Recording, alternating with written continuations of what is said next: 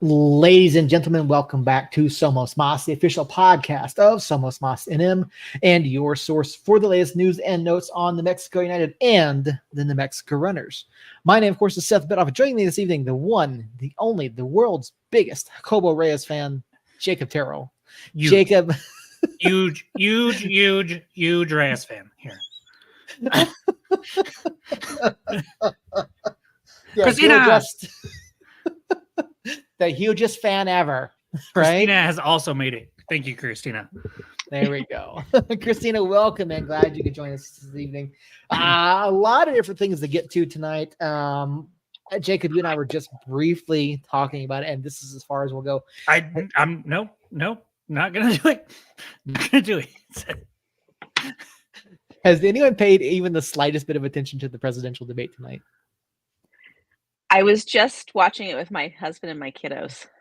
Okay. Why? Why would you do this to yourselves? It's my husband's fault. He put it on and then we got sucked in. Yeah, so, Jake and I were just briefly discussing it, and we certainly won't go into politics, but we weren't discussing it. we were making fun of it. How about that? Is that better? You were. I could give two shits what it said. I will say it was at least a bonding moment for my husband and I with our kids. Yeah, well, that's fair. There you go. Teach them about, the American form of democracy. Which is in shambles right now, but teach them about it. Teach them there's a better way forward, teach them, your voice matters. How about that? Anyway, soccer. Soccer. Yes, there's lots of a U.S. men's national team. What the fuck did they do tonight, by the way?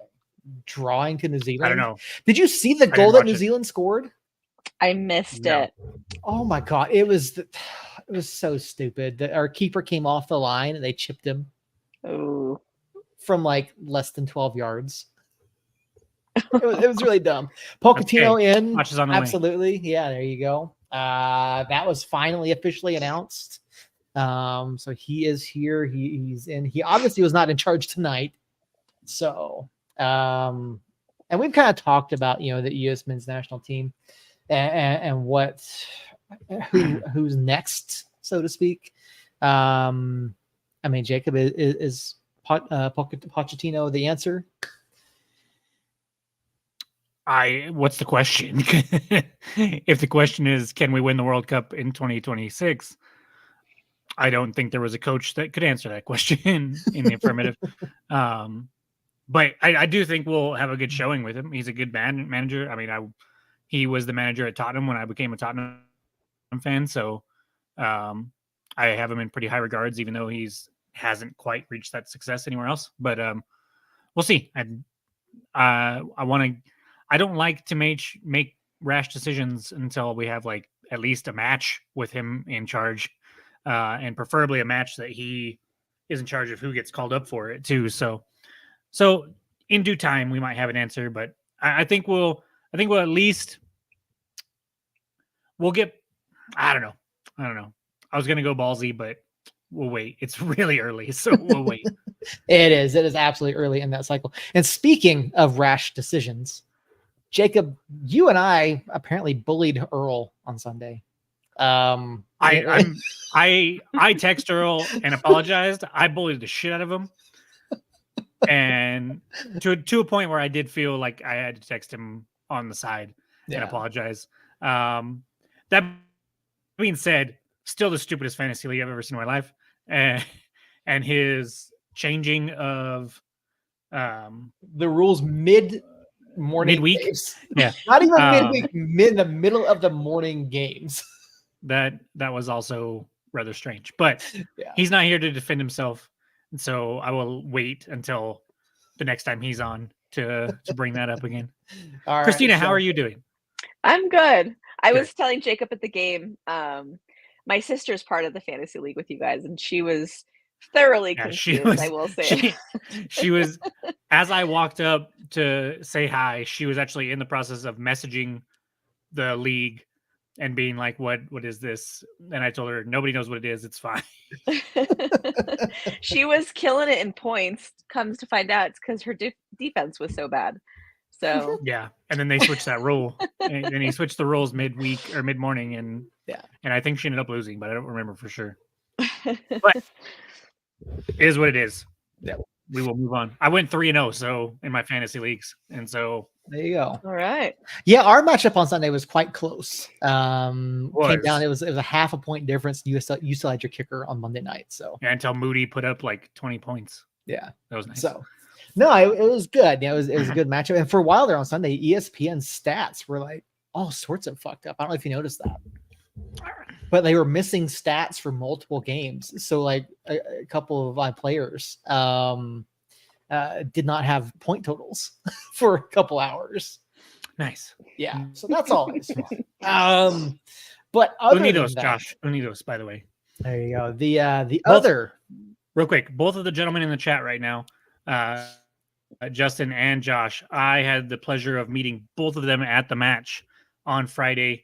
After the match, as I was walking through the supporter section, Justin hollered at me and we chatted for a little while. And then shortly after that, Josh came down and introduced himself. And so that was awesome. It was great to actually meet people that are involved, much like Christina in Los Angeles introduced herself to me then. And so just it's awesome to meet you guys in person and thank you guys again for being in the chat.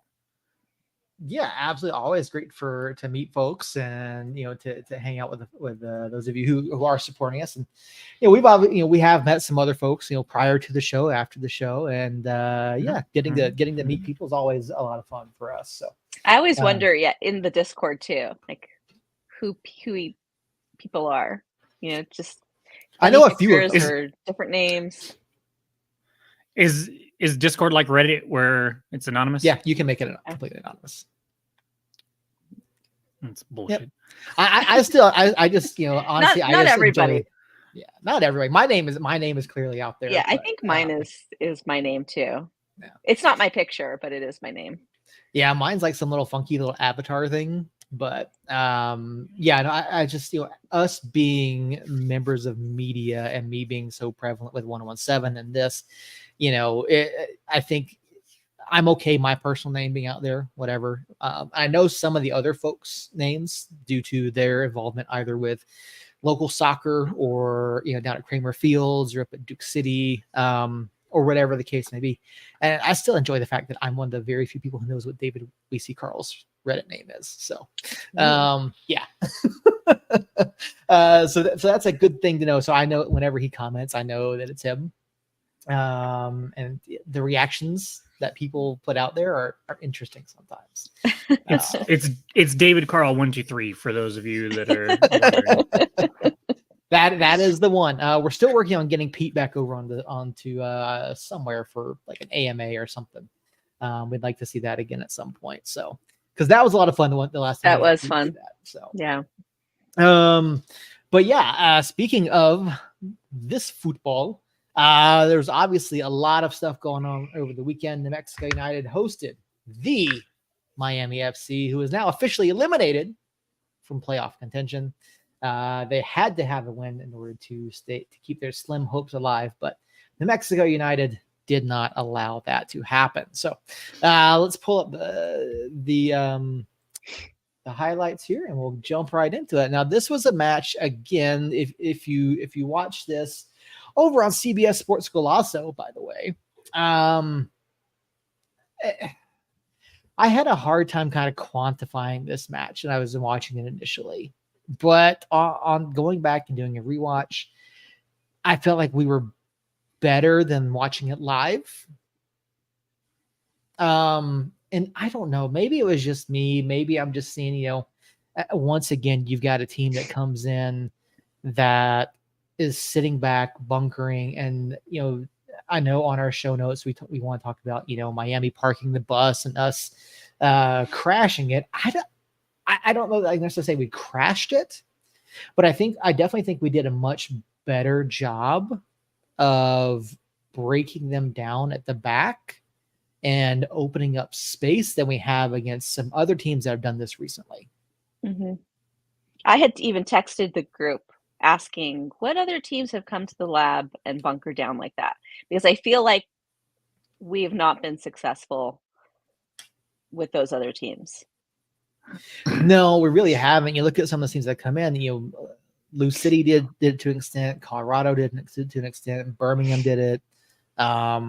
But that seems to be a tendency for a number of clubs, particularly when they go on the road.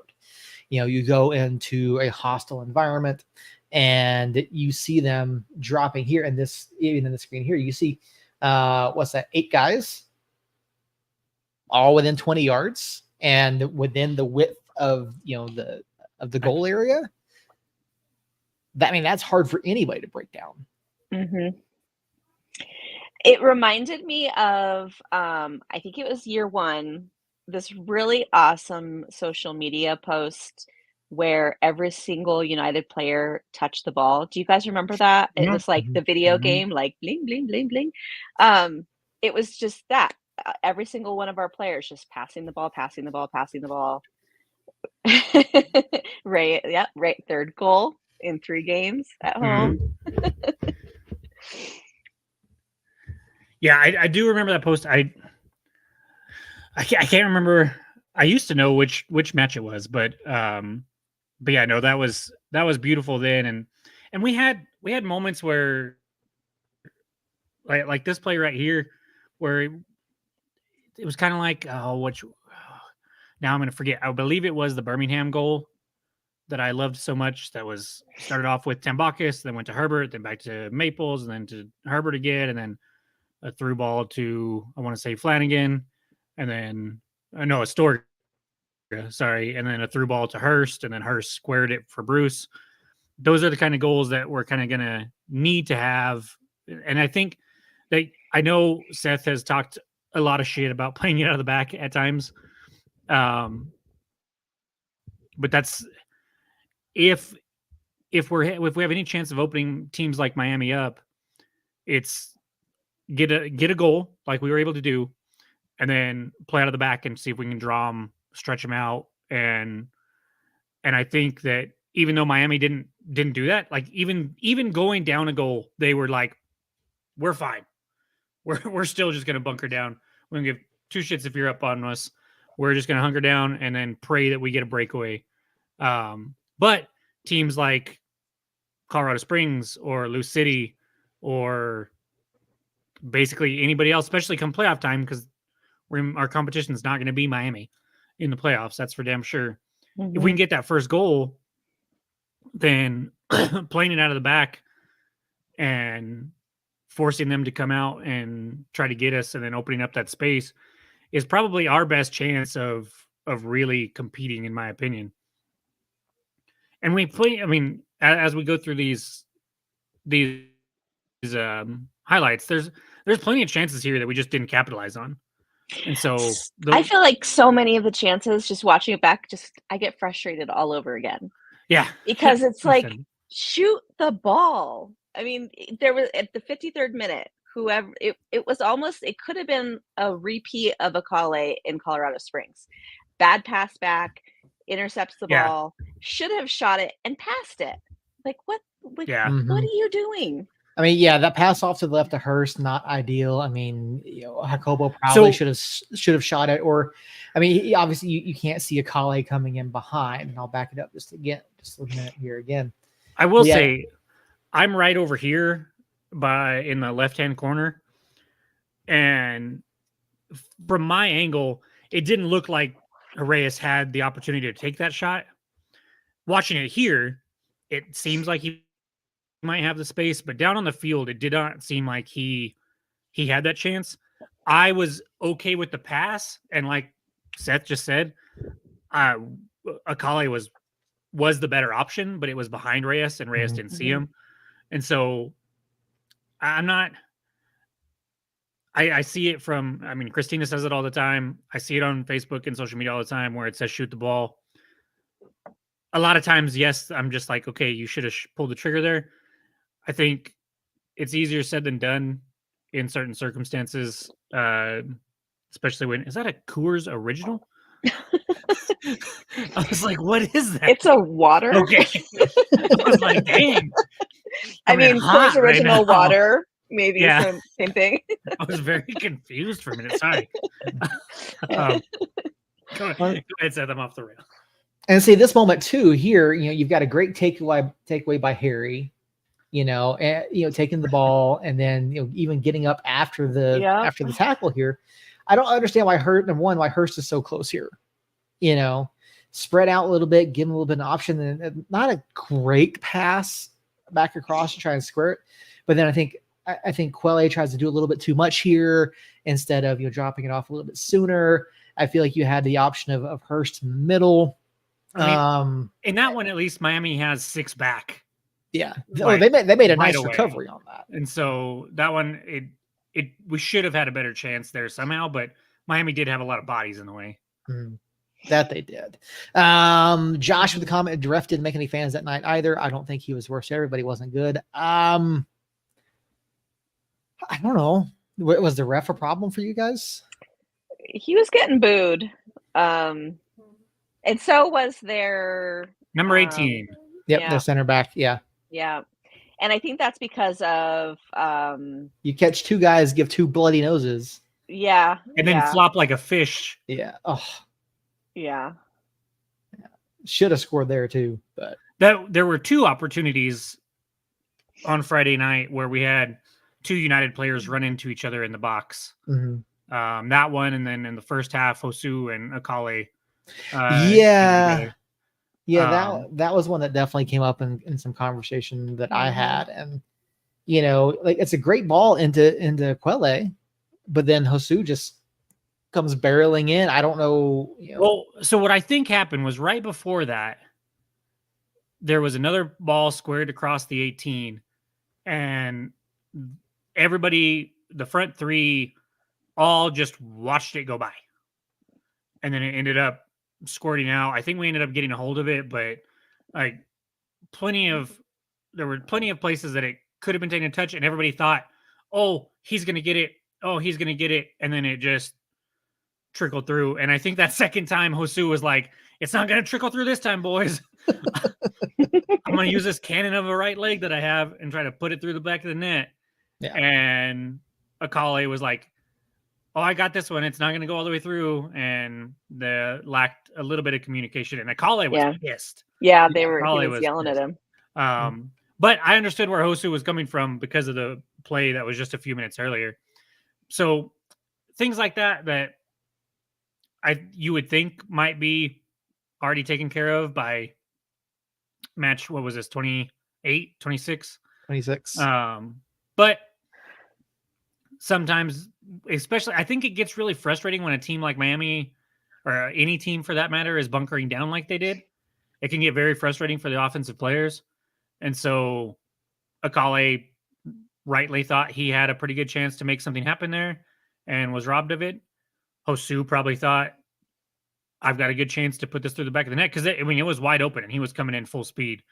And so it was, I think part of this is me not wanting to shit on Hosu, but I see where Hosu was coming from and wouldn't have minded him just powering a shot right there, because he definitely wanted to shoot it, which is what everybody wants us to do. And so there's a decent chance that Kale gets on it and dances too much and doesn't even get a shot off. So it was a weird play, but I think shit like that just kind of happens when we're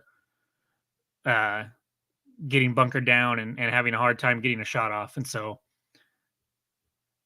that was a nice save by the keeper there, by the way. It was. Yeah. I was going to, Josh's question about Miami getting by with only 1-0. I mean, I think Miami's keeper did a phenomenal job.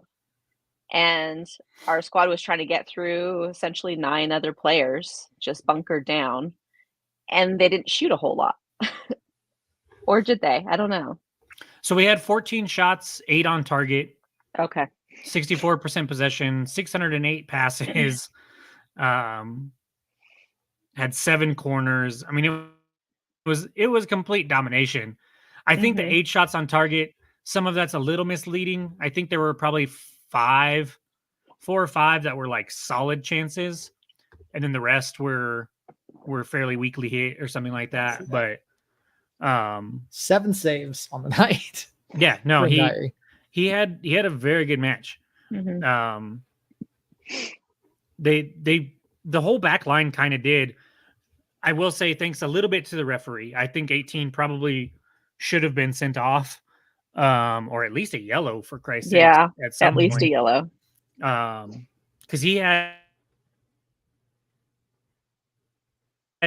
had multiple flops that drew calls against Hurst, which I know Hurst was getting frustrated by, and then he had the 2 elbows, forearms. I don't think either of them were on purpose necessarily, but they definitely didn't look great. No. And so I think you still have to penalize them, even if it's not on purpose, for making contact that high. I applaud Hurst for picking up that yellow.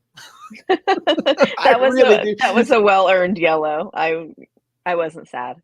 Yeah. I mean, he's getting close to the point of, possible suspension, but now, you 2 of your guys picked up bloody noses. You got to do something, So, so to Justin's point, it was the goalkeeper's 8th game. To be fair, he's conceding over 4 goal, over a goal a match. He's been the best of the 3, but not great by any stretch of the imagination. Rodriguez is giving up 3 goals a match. Daniel Gagliardi is giving up, a little over 2 goals a match. So none of the Miami goalkeepers have been very good at all. That's just because Miami's not very good. And the 1-0 scoreline isn't what we wanted. I don't think any of us predicted. I think the lowest anybody of us predicted was 2, and then went 2, 3, 4, 5. But I think, like most of the season, we were just inches away multiple times from it being a multiple goal win, and I was a little bummed at the end of the match when I was there, but having rewatched a little bit more of it, I haven't rewatched the whole thing. I probably won't, but just kind of sitting in it, I feel like we're okay. I'm not worried as I was. I might have been a little worried right after the match, like, oh man, what does this say going forward? But now I think we're okay. And to that point too, about how they get by with only 1-0, they're also playing quite confidently. They didn't look bad in possession. They certainly didn't have a whole lot of it because of the tactics that they played and how they were trying to look to break on the counter. Frank Lopez had a couple really good runs. And there were a couple times where we had to make very good recovery runs to keep him out of the scoreline. So despite their record, they were coming in off of a win over Monterey Bay, who is a playoff team. Not right now. Yeah, but I was gonna say. but I think Monterey is, talent-wise, I think Monterey is a much better team than Miami. Yeah. And so you come in with a win like that. You play with confidence. Frank Lopez is making some runs. You see some things happening. And now none of them were shown in that highlight package, unfortunately. We can't point them out, but they certainly played better than their record showed. Mm-hmm. And I don't say it as a slight to them, but they certainly haven't quit on their season. No. So, talking about some of the other things, some of the other key things, we found out that Brucey was out shortly before the match, was not in the injury report, but he was out. So, if you haven't figured it out yet, people, the injury report is like, hey, these guys are out for the season. Permanent injury report. That's basically the injury report. If they have a knock that's going to keep them out 1, 2, 3, 4 weeks, it's probably not going to be on there because we have found out that they don't have to do that anymore. Mm-hmm. So at the beginning of the year, we were getting injury reports that were actually somewhat solid when we got the match notes from David Weezy-Carl, and they stopped doing it because they no longer have to.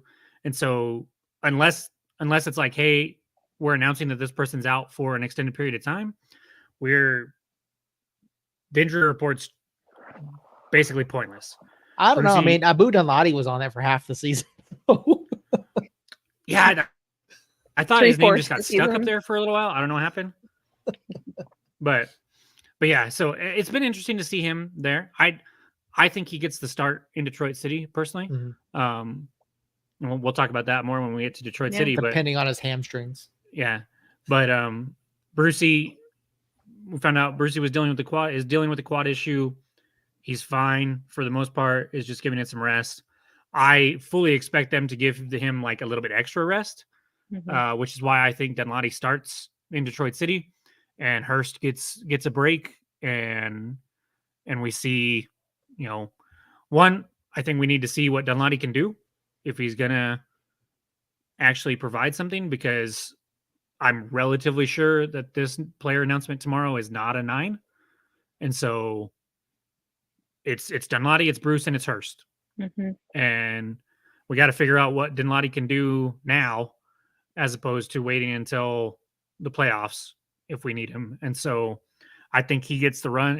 I think he's going to get quite a bit of run these last 8 games, and Bruce and Hurst get a little bit of rest. I was definitely excited when he was announced. So I'm looking forward to finally getting to see what he can do. Hopefully something. We know the pedigree is there. I mean, you don't get drafted first overall in the super draft without having talent and skill and ability. He hasn't necessarily lived up to that, but as Earl would say, Earl was a Nashville fan and he played for Nashville for a year. And then I don't know about you, Christina, but ever since the Minnesota United match in the Open Cup, I follow them somewhat. And so he played for them, 2 stints, played for them, scored for them a couple times. And so we know he can do it. It's just a matter of him getting healthy and getting out there and getting reps with this team. And so I think that might be why we went with a left winger instead of a 9 with this signing tomorrow, because we basically signed this guy that has a shit ton of talent and he's just now coming in. And so we'll see. Dunlawdy almost had a few quality goals too the few minutes he was in. Yeah. He had some quality shots. Yeah, and I liked his hold up play a little bit. And so I think he has a chance to be a big addition, even though he's not a new addition, but a big addition at this point in the season for a playoff run. And I think that might be what Quill's banking on. By one, I think he might be banking on that. And 2, like I was telling my buddy Will, I think we've all mentioned that we kind of want a number 9. We wanted a number 9 signing and stuff like that. Truth is, 9s are hard to come by. Like, the good ones anyways are not, people aren't necessarily, unless you're freaking Memphis or Tulsa and you're wanting to give Goodrum away for, I mean, it was a shit ton of money, but I don't think we're in a position to offer that much money to somebody. And 2, I don't think there's a lot of teams that have a quality number 9 that are going to be like, yeah, we'll give them to you, even though you're leading the West and blah, blah, blah, blah. And so it's going to be interesting. And it's been hard to be in this position with Bruce out and stuff like that, and having to tweak some lineups and bring up some players. But I think in the long run, as long as everybody's healthy for, that last couple weeks of the regular season going into the playoffs, then it could be a good thing that we're having to do this stuff now, so we're more comfortable if shit happens in the playoffs. Yep, entirely true. We did also see the return of Tony Herbert on Saturday night. Yeah. So yeah, Herbert and Maples back at the back. I firmly believe this is the best pairing of center backs in the league. I love yeah. I have a hard time betting against them, and I mean, you'd be hard pressed to pick out a better set of center backs. And just seeing the way that they've both developed this season, working basically in tandem, that came in at the beginning of the year having not played together ever. Yeah. So, and then to see them, basically, I think at this point it's safe to say they have exceeded the shoes of Kalen Ryder. Oh yeah. I'm certainly not going to put Will back there because I don't, again, I think Will's better at center back than Ryder left back, but Will's not there this year. Last year he held his own to cover for Ryden's extended injury.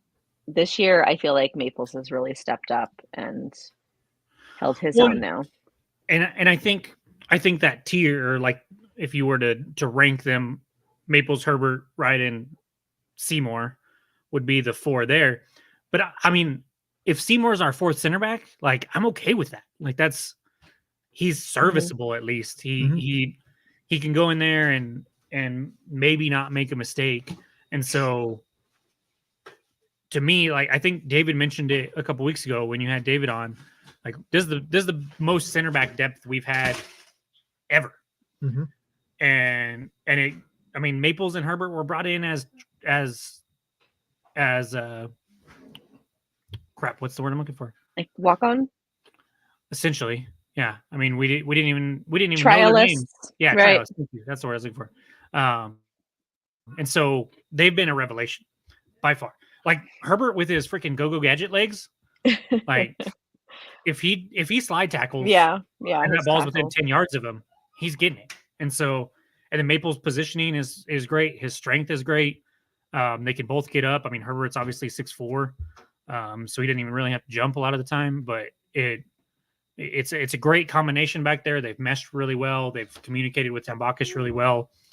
And yeah, I'm super confident with them moving forward. Man of the match shouts. I when I left the match, I was thinking Maples was my man of the match. I was not surprised to see that's who the club chose. I love having Harry back too, though. He is such a workhorse, especially thank goodness, especially with Harris's injury, that Harry came back. Yeah, I think Maples is a good shout. Justin actually, like he hollered at me, and like the first thing he said was Maples man of the match, and then sure enough, the next day, the team announced that Maples was their man of the match, and so even definitely Gloucester. I think Gloucester held his own. Yeah, I know I haven't been like super high on Gloucester this season. I don't like to admit it either, but he did. He did, yeah. All great shouts.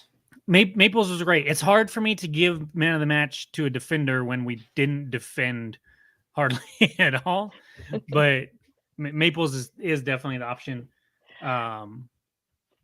Because not so much. I love Maples, but it's almost like by default right now with that match. Like Reyes scored, Hurst did some good things. Everybody kind of did some good things, but nobody did some good things too. He did. I felt like his confidence was back a little bit more. I was seeing more glimmers of early season Micheletto. Wave. There you go. Yeah, no, I mean, all great shouts. I mean, it's really hard to pick out a bad performance by anybody on the night. Hosu did things through the middle. Akai did things, across the pitch. Hakobo being in the right place at the right time, quick reaction. Herbert and Maples, with their defense on the night. Like it really is hard to pick one person, but I certainly see, why the club went with talent. I certainly see, why everyone else is going. It's hard to pick against him. Like I think he is, if he's not in discussion for team of the year, like I don't know. He won't be because it's New Mexico. But exactly, yeah, it's going to be Sac and Lou City. There you go. Charleston. Probably. And Charleston, yeah. Speaking of which, we do have some other things to get to. First, of course, where do we want to start? Do we want to start with? I think we have to start with what the club put out today. I think that's where we got to go first, right?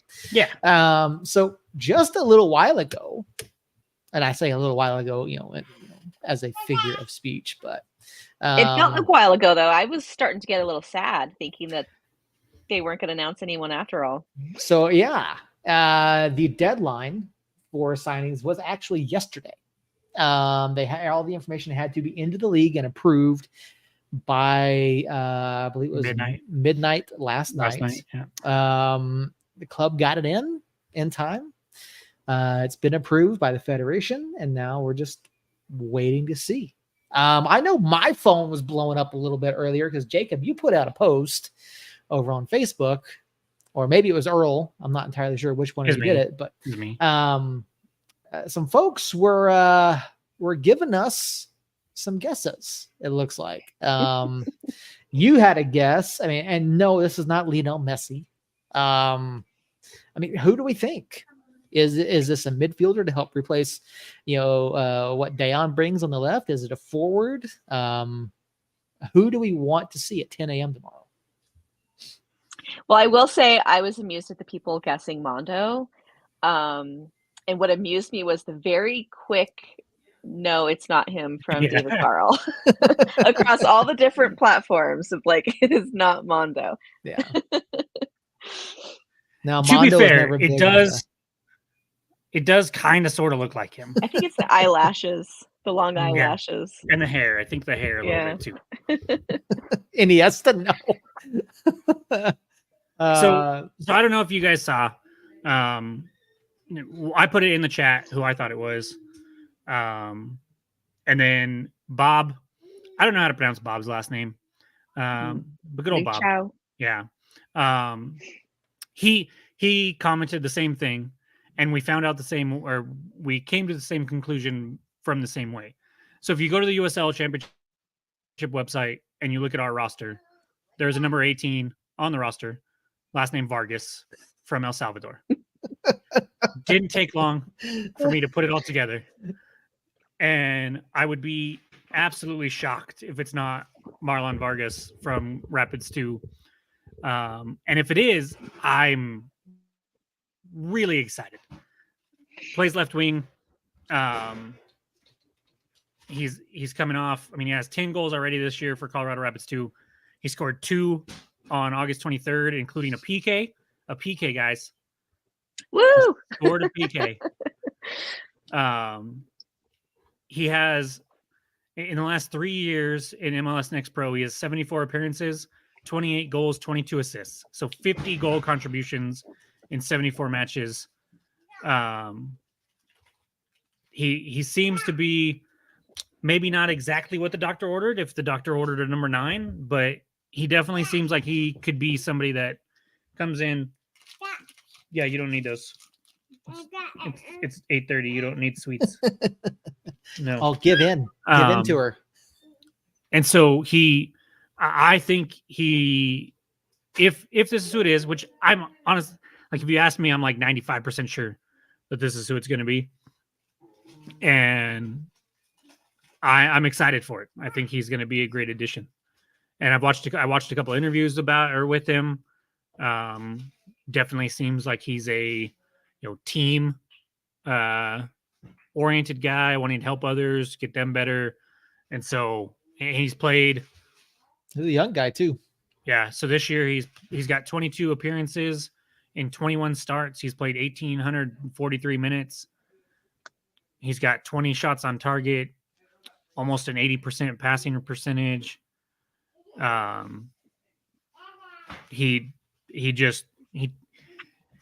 He's going to bring something to this offense, I think, for sure. And so it's not necessarily I would have chosen if everything was perfect, but I'm pretty excited if it is him.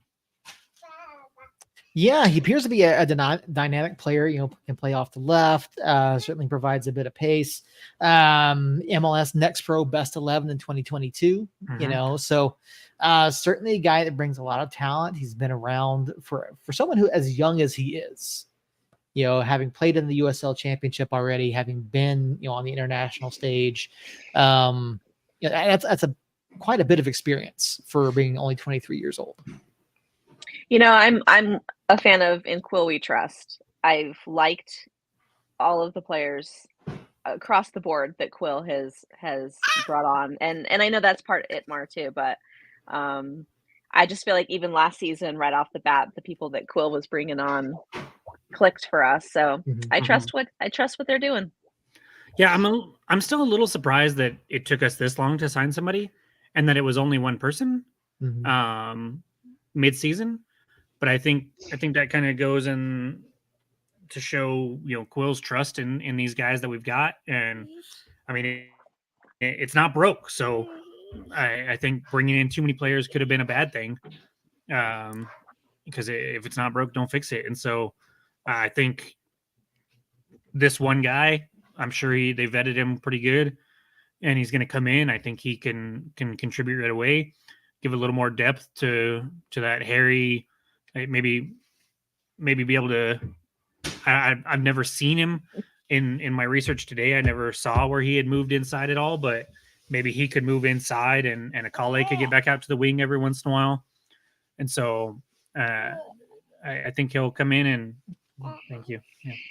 I think he'll come in and be a force if that is indeed who it is. Quelle kind of goes wherever Quelle wants to go. So yeah. And I was very happy when I went back and watched some of his highlights that he scored some PKs, and so that could be huge. And the one that he scored, I think it was August 23rd, was no nonsense run up. I'm going to place it, in the left side netting or the right side netting up above the keeper's head, and even he guessed the right way and he couldn't get to it, and so there's none of this tip pitter patter stutter step nonsense or anything like that. He's just going to go up there and hit it. And so I'm pretty excited. He also scored one from about 22 yards out in that game. And so it seems like he can score a bunch of different ways. And the assists are what intrigued me. 22 assists in the 74 appearances. I think he's got like 6 assists this year. Yeah, 6 assists this year to go along with his 10 goals. So he can do a little bit of everything, and might take him a game or two to get settled in against slightly higher caliber teams. But I think he's got potential to be a big signing for us. 8 games, make 5 appearances. Mm-hmm. And he will for the postseason. So he's going to have to at least. Yeah. We're not going to, because I imagine we had to pay a transfer fee because he was under contract with Colorado. So not going to pay a transfer fee and bring him in for him not to play in the playoffs, especially being in first. So expect to see a lot of him down the stretch here and see what he can bring. Speaking of the playoffs and the week ahead, obviously New Mexico United has a match this weekend against Detroit City FC. But before we get into that, here is a look at the race to the playoffs, thanks to John Morrissey over at backheeled.com. And so yes, New Mexico United's magic number to clinch the playoffs is 2. Now, that does not secure us a home field advantage of any kind. We still have a ways to go for that. According to John Morrissey's math, both us and Sacramento are greater than basically locks for the playoffs at this point. Now, on the right, and I want to point this out, on the right is last week's projections. On the left is this week's projections. So, and I like John. John does a lot of great research. But tell me, Sacramento has lost 3 of 5. They lost on Saturday. And yet he still has them projected to finish above us first. with more points. I think he has said at some point, I don't remember where or when, but I think he has admitted that however he does his calculations, that it for some reason just does not favor New Mexico. I can't remember why. He certainly admitted that it is heavily based on past performance. Yeah. And now I get that you need a baseline. I get that you need to pull data from somewhere, but it's Earl math, guys. It must be, because I agree. We have a 10-point gap between us and Sacramento at this point, and a 10-point gap to Colorado Springs as well. And he's convinced, John's math is convinced that Sacramento will leapfrog us and outscore us. I think he thinks we're going to lose both games to Sacramento, probably. That must be it. But and even if you factor in one loss, right? Which on the road I could see. At home, however, we are significantly better at home than we are on the road. So I would love to see his actual projections for those two matches individually. So I just don't know. I don't get it. Like I'm very much an analytics guy. I love numbers. I love looking at this stuff, but projections are exactly that. They're projections. I mean, we know that they're not fully reliable. If you look there, it's a 0.3 point difference between us and them that he has for us, I believe. Maybe it's a little bit no point. Yeah, 0.3. 0.3. Yeah. And so it's not like he has them blowing us away and running away with it. Now, obviously, a 10-point gap, even with a match in hand, is a pretty tall task. And we do have a tough schedule. We've talked about the schedule coming up. I mean, it's basically playoff teams from here on out. And so I can see why, especially if you take into consideration past performances in other seasons where he comes up with that. I think if you were to go to him and be like, hey, does Oakland or does Sacramento or New Mexico get the 1 seed? He's probably going to say he thinks New Mexico is going to get the 1 seed, no matter what his math says. And so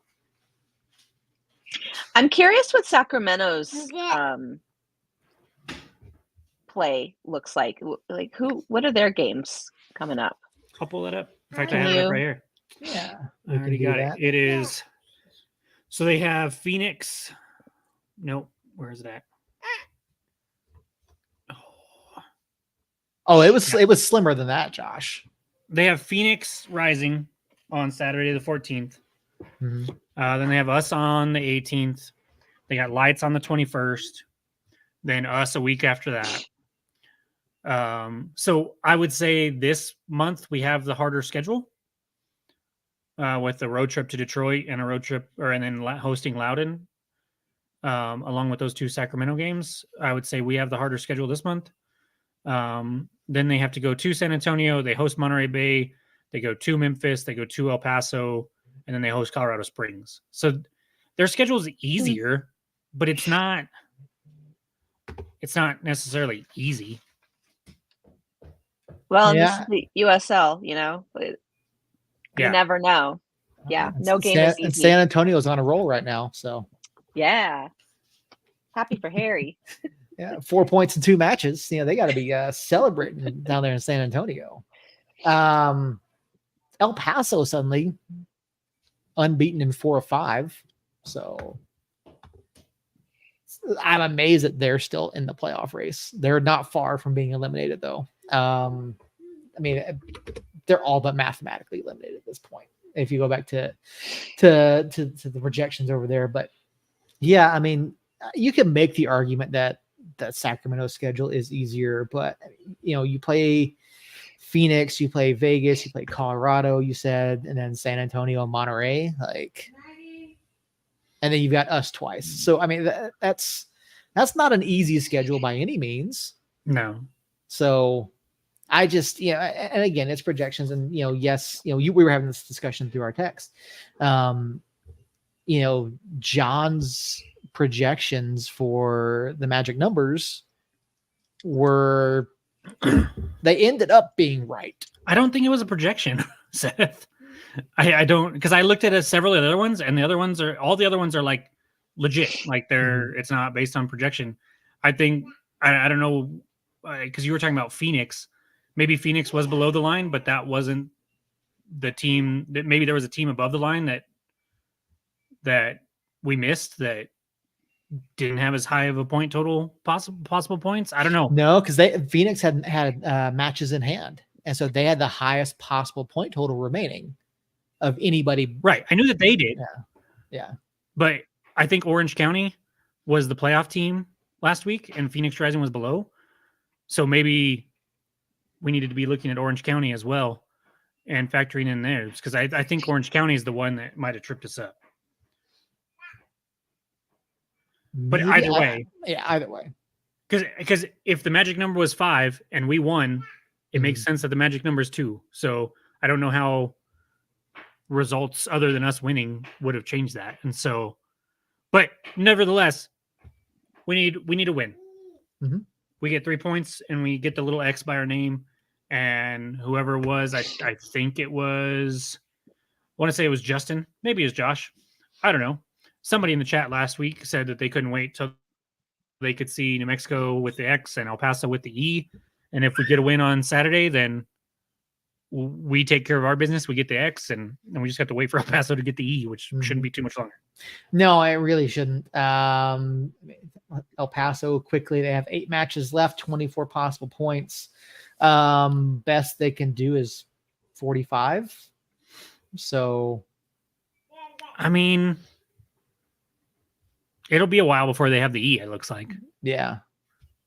It would take some losses for sure. Yeah, depending upon a loss or two, and they're going to be right there on the brink. So if they aren't already, I mean, we can pull up John's projections again. But you also mentioned in the chat, Seth, that our magic number for the 1 seed is 18. Mm-hmm. It was as of the other day. I thought that was after our results. Yes. So after the results, our magic number is 18. So theoretically, if we beat Detroit, that goes to 15. Mm-hmm. If we beat Sacramento, that goes to 9 because it's a 6-point swing there with Sacramento. Mm-hmm. If we beat Loudoun, it goes to 6. And then if we beat Sacramento, it goes to 0. Basically, yeah. And so there's a possibility, depending on other results, if we win the next 4 matches, we lock up the 1 seed with a month left. Yeah. Yeah, 2 wins. If we picked up 2 wins over Sacramento, obviously that's going to knock significant points off their max points available. 69 is the safe point for the number 1 seed at this point. So anything less than that, you may run into potential tiebreakers and things like that. But yeah, 69, nice, is the magic number at this point. So. We will certainly be keeping an eye on results around the league this weekend to see if that changes. So I'll be watching Sacramento, or at least keeping an eye on Sacramento this coming weekend. So, because realistically, you could point to switchbacks maybe, but it's going to be difficult once you get past Sacramento. So. To Josh's point, I think we had like a 9% chance at one point last year to make the playoffs. Was the worst that it got. And then El Paso currently less than 1%. So, but he's also projecting they only finish on 23, almost 24 points. So that's saying 1 win in 8 matches, or 3 points in 8 matches, basically. So, I don't know. It'll be interesting to see. But outside of that, obviously La Rouge this Saturday, 5 p.m. kick for those of us that are here in the Mountain Time Zone, 7 p.m. Eastern. So a bit of a different start time again. Detroit City, they came into the league, took the USL World by storm. And they're right back there again. Middle of the pack, not quite top of the East. But they're 4 points off the pace of Tampa, well back of Battery and Lou City. But then again, who isn't at this point? So, when you look at Detroit City, we saw them last year. What's different about them this year, Christina, that you've seen that's made them stay competitive? Well, I was going to actually say it's the theme of the year, consistently inconsistent. That's what pops out to me, is their inconsistency. And they just seem to be on a bit of an upswing right now. But it looks like they have more games played, right? Double checking that. They have played 27, so 1 more than me. Okay, 1 more. Yeah, they're coming off of 3 winless, lost to FC Tulsa, 1-1 draw with Hartford, and a 0-0 draw to Little Brother down south. Jacob, is there any reason to be scared of Keyworth Stadium this Saturday? Yeah, I think Detroit has an identity, especially playing at home. Obviously they lost at home against FC Tulsa, but they play tough defense. They have a couple of players that can make you pay if you make a mistake. But like scrolling through, it's been 3 months since they scored more than one goal, and so if we can play clean at the back and not make a mistake back there, it's going to be hard for them to get more than one. And I think we can definitely do that. And so, is there reason to worry? Yes. It's a road game back east to a very tough place to play. But yeah, our record going east isn't the most stellar. No, it's not terrible though. It's Like, not terrible, was- but I don't love it. It was definitely like a lot was made of it earlier in the year, but I mean, our last one we beat Indy.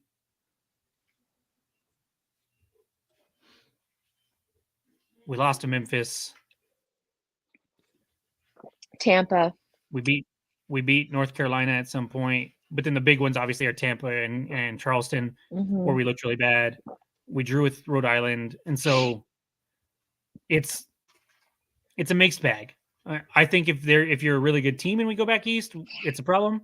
I don't think Detroit City is necessarily a really good team. I think they're a solid team, much like North Carolina. They're better than North Carolina, but North Carolina, Rhode Island, Indy, like they're kind of in that mix, and we got results in all of those matches back east. They're not at the level of Tampa Bay and Charleston, and so unless things go wrong for us early, I don't think we're in danger of getting our butts kicked. But I will say a win is definitely not guaranteed. no, I will say 3 of their home losses have been to Western Conference teams. So that's worth taking a look at as well. Notable wins for them throughout the season. They beat Colorado Springs in the opening weekend. I want to say that's it. Well, Colorado Springs they did beat really Battery. struggling at the beginning of the season too. Oh. They were. They were. So yeah, I mean, Keyworth, obviously what makes Keyworth what it is the fans. Yeah. If you asked me, or you're going to ask me who, like, the man to watch, the player to watch, I'd say the 12th man. I'd say it's the Northern Guard, like the fans, the environment. That's what they have going for them.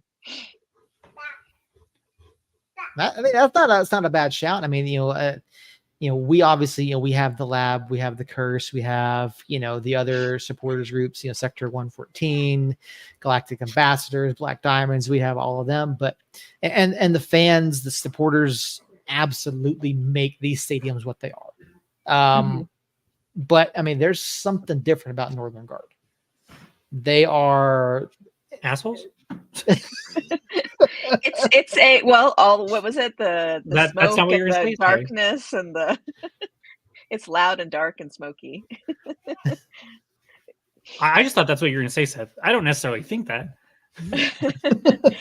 Well, and isn't the pitch a little bit different too? I mean, it's just the sidelines are so close. It's very narrow. Yes. Yeah, it's a different pitch. It's a really, I mean, it's a fun environment to watch, even on TV. Like I'm excited to watch it. They always have a good show out, and as long as Mike Watts isn't commentating, I'm good. You don't like Mike Watts? I love him, but we implode anytime he commentates. It's like he's bad luck. Fair enough.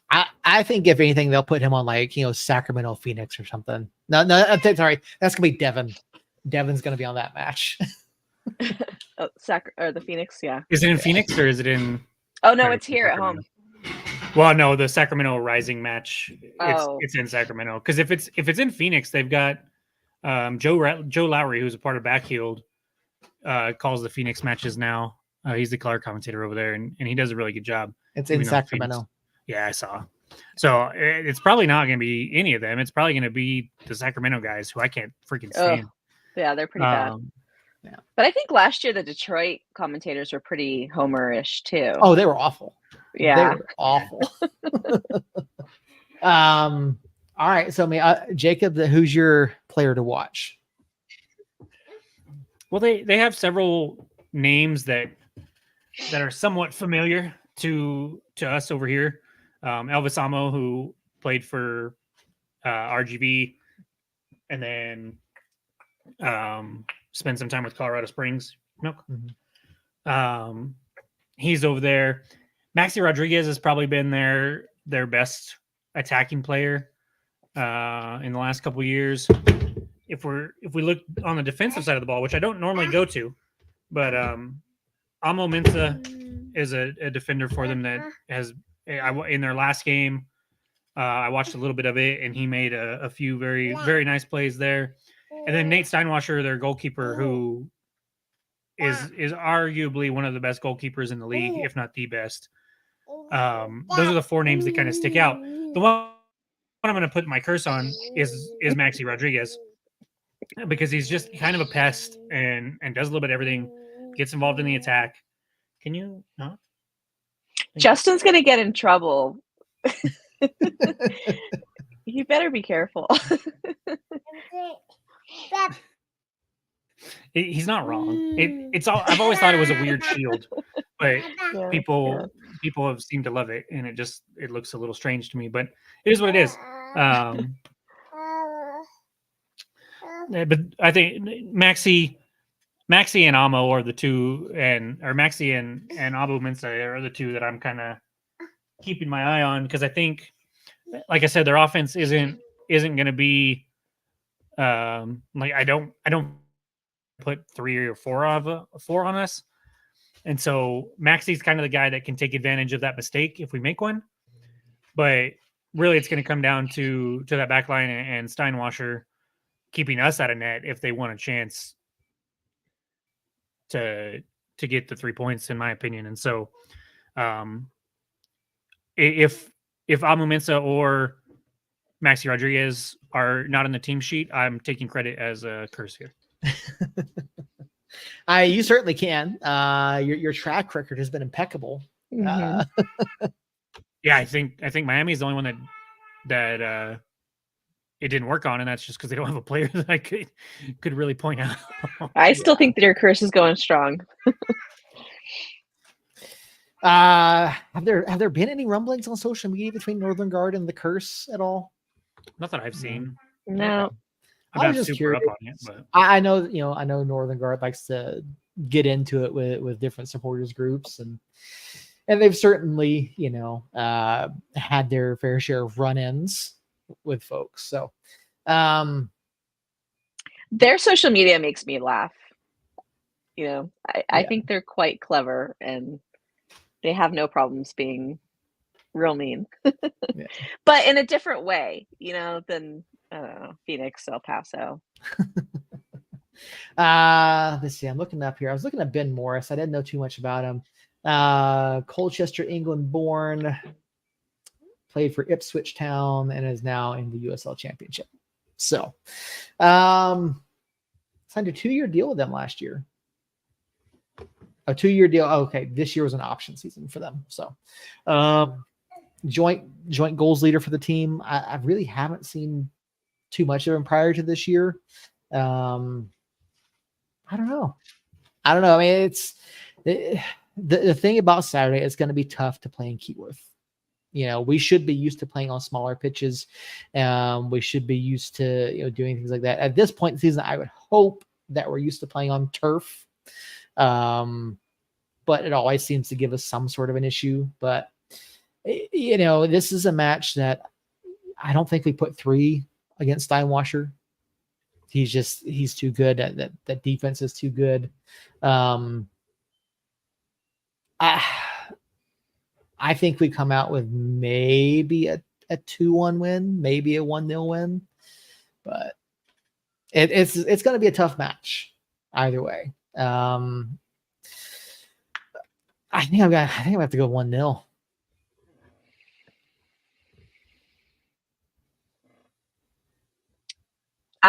I I don't want to be always guessing that we're going to win. And if I really think about it, I doubt we're going to score more than one goal because that just doesn't seem to be our thing often this year. So I'm leaning towards a 1-1 draw. Okay. That's honestly what I was leaning towards. But I don't do that crap. I don't. I never suggest we're gonna draw or lose. So I agree. The one goal, putting up more than one, is gonna be tough. But since Seth went 1-0, then I will go out on the limb and agree with Josh over in the chat and say 2-1 us. Just to see. I think it's possible. I think there's going to be some starting lineup changes with us, like I mentioned earlier. I think Dunladi's going to get the start, and we'll see what he can do. I hope he gets on the score sheet early. Maybe not early in this match, but early. Yep. In his these next comeback. couple goals. Yeah, in these next couple goals to give him some confidence going into the stretch run in the playoffs. And so I'll predict the 2-1.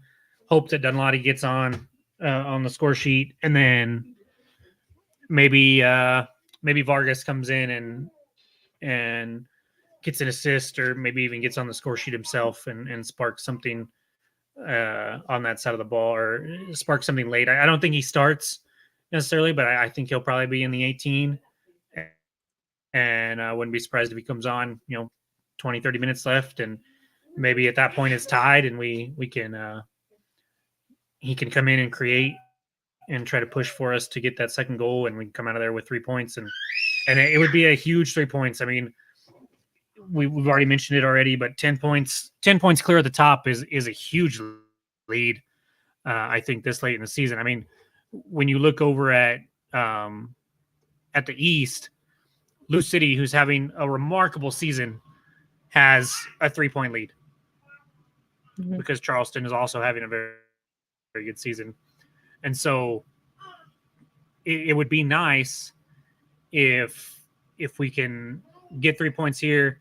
I think if we get 3 points here and then we get 3 points at home against Sacramento on Wednesday the 18th, I think it's not cinched by any means, but we'll be sitting pretty happy there. And maybe don't have to, because I think last year, Quill did a great job to get us in the playoffs. I mean, crazy having to win those last 3 matches to even have a chance. Things fell our way, but you could see it in that Sacramento playoff match. Like, we were gassed. It had taken a toll on us having to push that hard. So it'd be nice if we can get this thing locked up and the 1 seed locked up a little bit earlier, so we don't have to exert a lot of energy there towards the end. We can get players like Hurst and Bruce and even Maples and Herbert, especially Maples, a little bit of a breather going into those final few matches and set us up for some success in the playoffs, which we haven't had a whole lot of. Yep. Yeah, a lot of things to look forward to this weekend. It would be nice to be comfortable in one of these weekends. But, if there's a chance, like you said, a win against Detroit, a win against Sacramento, it does give a bit of breathing room. And, I think, given where we've been in the past and what we had to go through last year to get into the playoffs, I think it would make a world of difference for Quill, for the players, for the fans to comfortably be in there. So, all right. Well, I think that is going to just about do it for us this evening. You heard our recap of last week's match against the Miami FC. You heard about the player announcement tomorrow morning coming at 10 a.m., so pay attention to your socials. Our guest is Marlon Vargas from Colorado's Rapids 2, not Colorado Springs, Colorado Rapids 2. So keep an eye on that. I know David Weeser-Carl said there's a new kit coming. Oh, yeah. So that's still eventually coming. I don't know if it'll be tomorrow or not, because I don't think they would do that prior to an away game. I could be wrong, but I don't think they would, because then you want to debut that at home. So Yeah. that's my guess anyway. So what? Like what real themes quick, are left? That's what I was like. What? Usually we almost always get a Meow Wolf kit, but that's already Yeah. passed. Yeah. So what is this one going to be? And we just had our New Mexico. Yeah, celebration. Yeah, Whatever so it it was. wouldn't be that. So David Weezer did give a hint a couple weeks ago. Oh. So Oh, did he? I missed the Yeah. hint. yeah. So are you going to tell us what the hint was, or are you Yeah. just going to? Let's recap that hint. No. Go back and listen to the episode with David Weezer Ah. if you want to hear the David leak. So I did listen to that episode. I did too. yeah, got it towards the end of that episode. So he did kind of give a bit of a hint up on that one. So I like Um, Justin's idea though. Drop it with the player so they can sell it. I mean, that would be great. I mean, it Yeah. sure would. I just think they're not going to do it before an away game, though. No. I Well, think if they it's- do it. I think they do it before the home game. All right. I looked at the themes. We've got a kick out cancer night and a blackout night. But the other one, there's one more night that I truly, truly, truly hope that it is, and it's Indigenous Peoples Night. Ooh. And if it is a kit for that, I'll give you the $90 right now. I don't even need to see the kit. United and Health Night, Indigenous Peoples Night, Kick Out Cancer, Blackout Night. So yeah, maybe. I mean, I could see there being like a fundraiser, like for cancer. I could see there being a blackout kit. That's kind of cool. I could see there being an the plot thickens. My money's on Indigenous Peoples Night, and if that is the case, I'm excited. Could very well be. We'll have to wait and see. What was 10 the a.m. hint? tomorrow. Go back and listen to episode number 183 with David Lucy Carl. You're going to tell me off air because I listened to it and I don't have time to go back and find it now. So Well, it had to have been at the end of the episode, right? Yeah, it was near the end. Yeah. Yeah, because we finally Yeah. convinced him to give something up. So, yeah, go back and give it a listen. You'll hear the hint from David Weesey Carl. But again, yeah, 10 a.m. tomorrow, player announcement, possibly kit announcement. I don't think so. That's just me personally. But coming up this weekend, New Mexico United in Detroit against Detroit City FC at Keyword Stadium, 5 o'clock kickoff over on ESPN Plus as well as on ESPN Radio 117 The Team. I don't know if there's going to be a pregame show on Saturday because we are carrying the Notre Dame Purdue game, which starts at 1. It starts at 1, I think. No, it starts at like 1:30, which is I don't know. But anyway, garbage. as soon as I find out, there was nothing on my schedule about a pregame show. If we are doing one, I'll let everyone know on socials. But will there be a live show? Because I prefer to listen to Andy and Adam over. Yeah, we are Homer carrying the game. commentators. Yeah, we are carrying the game live on Saturday. So very few things preempt New Mexico United now, except for maybe like preseason NFL football for whatever reason. So, so anyway, I think that's going to just about do it for all of us. Jacob, get us out of here. Yeah, so we are under an hour and a half. We're a little over an hour, but fairly solid. We touched on a lot. We're right there. We're getting to the stretch run. It's going to be awesome. Come back next week. We'll definitely talk about the new player and probably how he played in the first match. Hopefully we're talking about 3 points against Detroit and maybe a rising win against Sacramento. That would help us out as well. About a draw. Let's take a draw because I want Rising to win. I know it's so tough. Well, you see, when Rising and El Paso suck, it's just like it's very interesting to be like, man, if El Paso or Phoenix win, it doesn't hurt us at all in the standings. In fact, it helps us in certain situations like this coming week. But it does feel weird to root for a win. So as long as Sacramento doesn't win, I'll be all right. But Justin and Josh, And my mom. Is that? Oh, that is who that is. I knew that. Yeah. I was like, I know we saw this last week, but Rosemary. Rosemary. I didn't know what her name was until right now, even though she's like one of my favorite people. It was great to see you and her and Kelly at the match as well. So to everybody in the chat, to everybody that watched, to everybody that's going to listening on a podcast player. By the way, if you are, rate and review us if you would please. We thank you all so much. Stick with us, for the rest of this stretch, this season, and it's gonna be an exciting one. And I'm gonna go ahead and say that we host our first playoff match. I think that's probably for sure. I think we